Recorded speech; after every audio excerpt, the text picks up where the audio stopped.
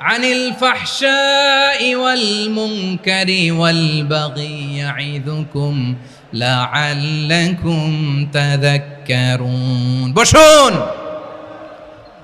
আল্লাহ বললেন আমি অশ্লীলতাকে নিষেধ করি, আমি সব ধরনের মন্দ কাজকে নিষিদ্ধ করি, সব শেষে আমি সীমা লঙ্ঘনকে তোমাদের জন্য নিষিদ্ধ করি।